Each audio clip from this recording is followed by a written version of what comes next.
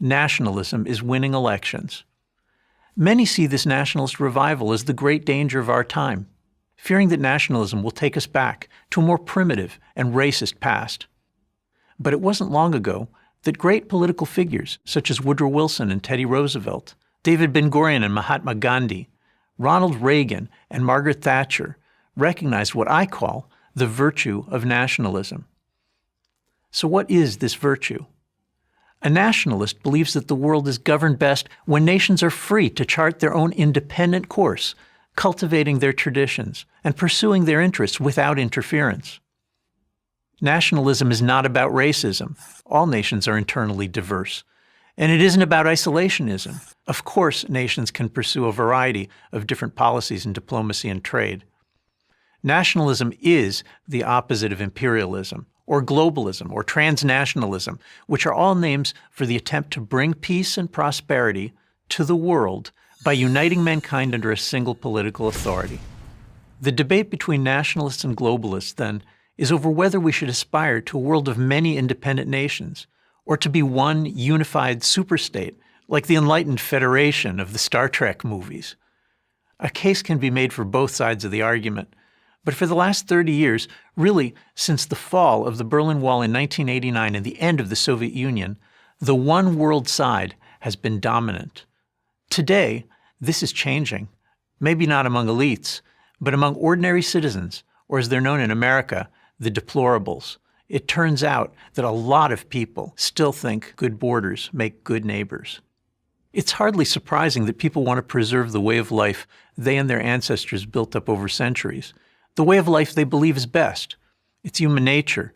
Our strongest loyalties are to those who are closest to us, to our family, then the larger community or tribe, and finally to the nation.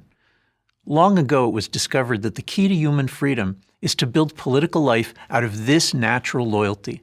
By putting decision-making in the hands of the family, the community, and the independent nation, you could get people to cooperate with one another, join in the common defense, and willingly obey laws. The only alternative to this kind of community and nation-based politics is to use force, to coerce obedience. In the 20th century, communism and Nazism both sought to impose a universal vision at gunpoint. Both the communists and the Nazis were imperialists. They wanted to eliminate the independent nations of the world. Nationalism holds that borders are crucial. The border is where each nation's ambitions should stop. This idea first appears in the Bible, where Moses gives borders to Israel and tells the Jews they'll be punished if they trouble their neighbors. True to its biblical roots, the Protestant Reformation of the 16th century made the independent nation-state the political cornerstone of the modern world.